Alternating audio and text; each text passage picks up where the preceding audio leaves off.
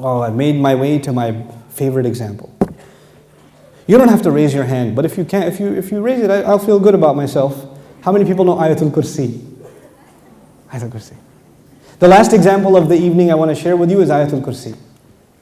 Okay, we're going to recite it together. أعوذ بالله من الشيطان الرجيم. الله لا إله إلا هو الحي القيوم لا تأخذه سنة ولا نوم له ما في السماوات وما في الأرض من ذا الذي يشفع عنده إلا بإذنه يعلم ما بين أيديهم وما خلفهم ولا يحيطون بشيء من علمه إلا بما شاء وسع كرسيه السماوات والأرض وهو العلي العظيم. Ayatul Kursi is made up of 9 sentences. Ayatul Kursi has 9 sentences. I'll walk you through them. Allahu la ilaha illa huwa al-hayyul qayyum, number 1. La ta'khudhuhu sinatun wa la nawm, number 2.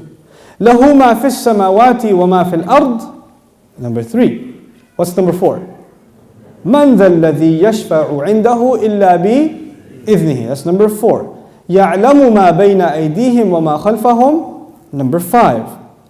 Then, وَلَا يُحِيطُونَ بِشَيْءٍ مِّنْ عِلْمِهِ إِلَّا بِمَا شَاءَ, number 6. Then, وَسِعَ كُرْسِيُّهُ السَّمَاوَاتِ وَالْأَرْضِ, number 7. وَلَا يَؤُودُهُ حِفْظُهُمَا, number 8. وَهُوَ الْعَلِيُّ الْعَظِيمُ, number 9. 9 sentences. The first sentence is Allahu la ilaha illa huwa al-hayyul qayyum. It's a beautiful sentence which ends with 2 of Allah's names. What are those 2 names?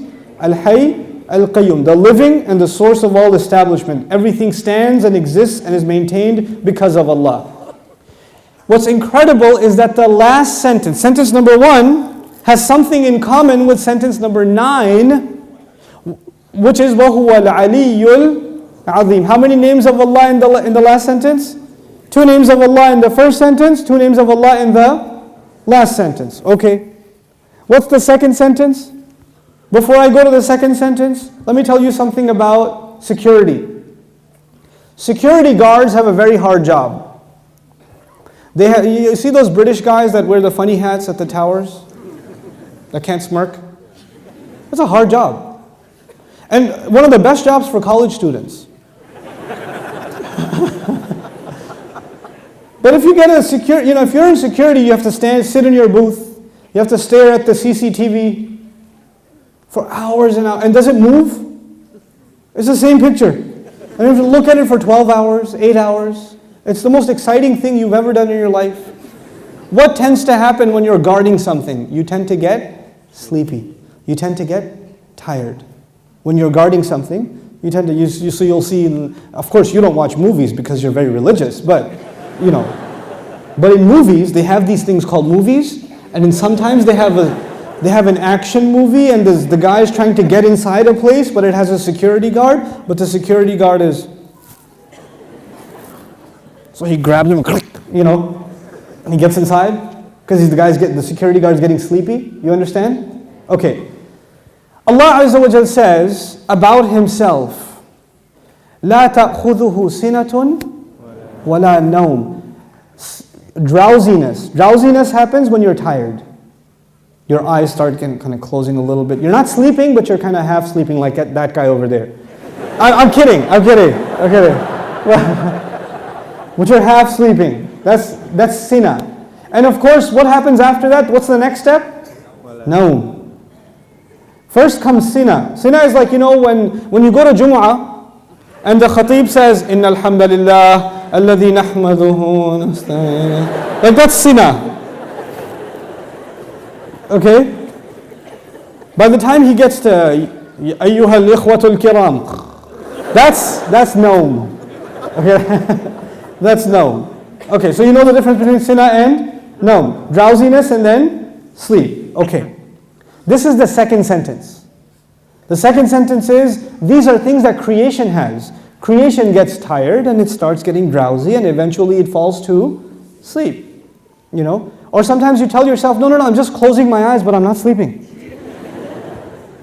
Okay, let me just close my eyes for a second. You're gone. You're finished. Okay? Now here's the thing. I know something about Sina and Nom because I'm a teacher by profession. Right? So being a teacher is you might as well do a PhD in sleep sciences or sleep studies, because you see students like, you know how people check out of a hotel? You can see their brains checking out, like in the middle of a lecture, like.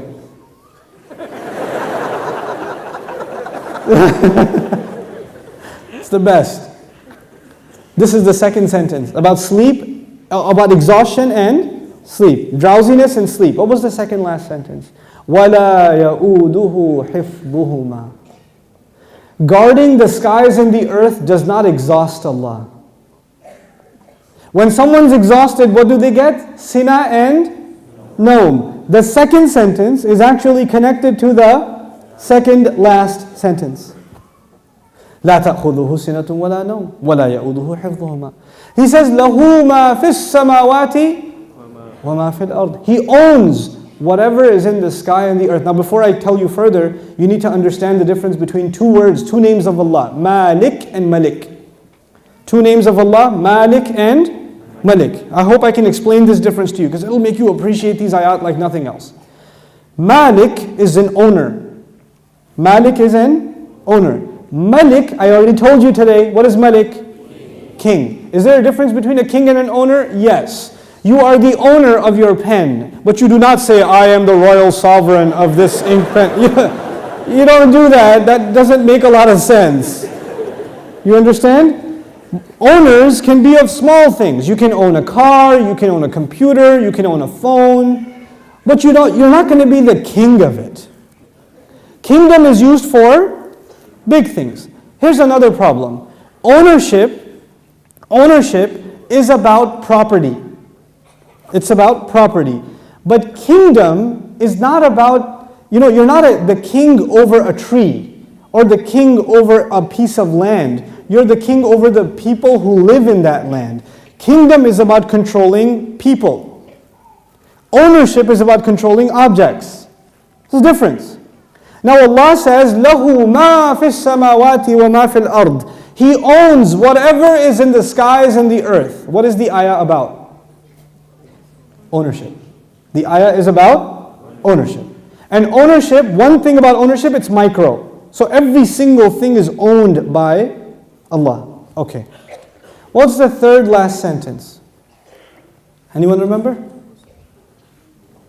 وَسِعَ كُرْسِيُّهُ السَّمَاوَاتِ وَالْأَرْضِ. His throne extends to the skies and the earth. When Allah talks about His throne, He's talking about His kingdom. One dimension of control is ownership. The other dimension is kingdom. Both completing the picture. Because if you're just an owner, you're not a king. And if you're just a king, you're not an... Oh, and by the way, let me tell you the difference also. Nowadays in some countries we have kings. You can be the king of an island. But does that mean you own everything in that island? No.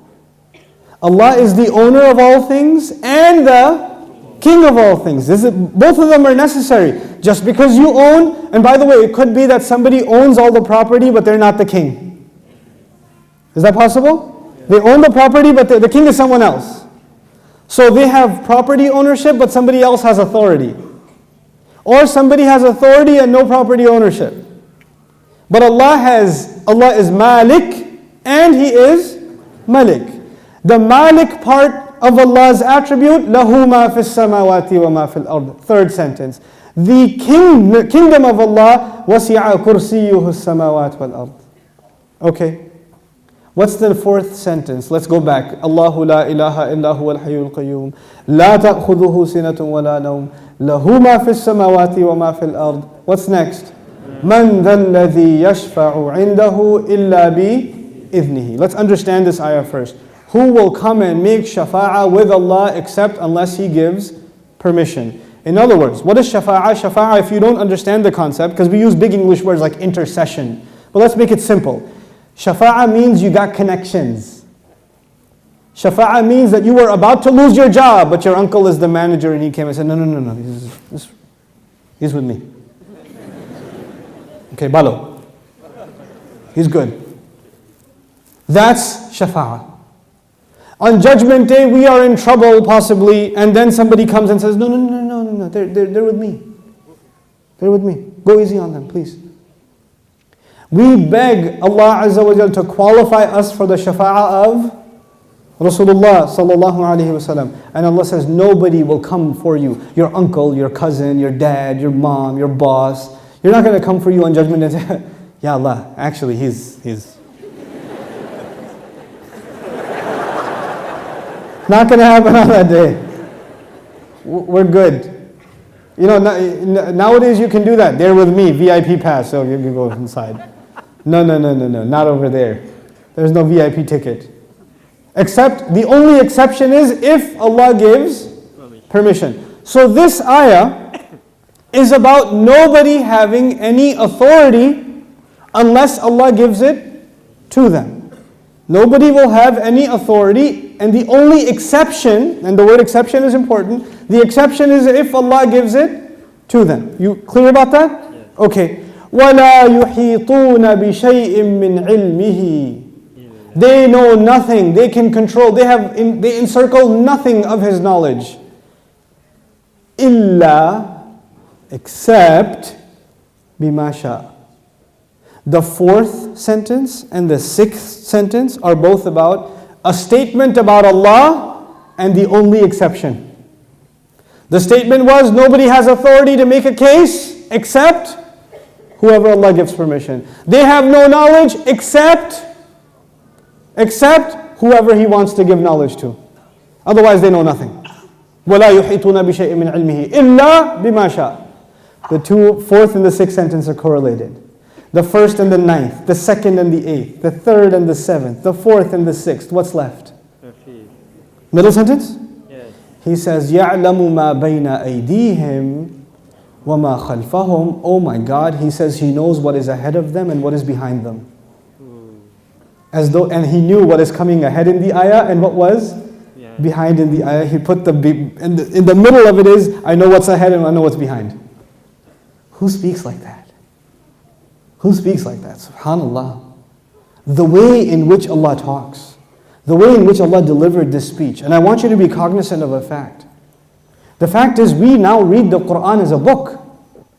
We read it as a text. We say sentence number 1, 2, 3, 4, 5, 6, 7, 8, 9. Did the Sahaba do that? Did the Rasul himself, sallallahu alayhi wasallam, says, look at sentence number 1 and sentence number 9 and 2 and 8 and 3 and 7? No, because he was just what? Speaking. He was speaking the Quran. We are able to see these things when they're put in writing. The Quran was so perfect when it was being given in speech. And which has more possibility of mistake? When you write something or when you say something? Oh man, when you say something, it's hard to take it back. Especially if it's on YouTube. That's hard. But if you're writing a nasty email, then you can, before you hit send, erase that and just say Eid Mubarak and then send it. You have a chance to take it back. But when you're saying something, it's done. There's no room to edit. There's no room to fix. Allah Azza wa Jal revealed this Quran not in writing. He revealed it in speech. He revealed it in speech. You know, I've sat with linguists, non-Muslim linguists, and I've shared some of these things with them, and they refuse to believe that the Quran is spoken. They refuse to believe it. They say it has to be written. It can't be spoken. I was like, you're right, it is written, just not in this world. It is written. Yes. You know, it's fi lawh al-mahfuz. It is written. But it was given to Rasulullah as speech. So it would become very clear to anybody who listens, this cannot be from a human being.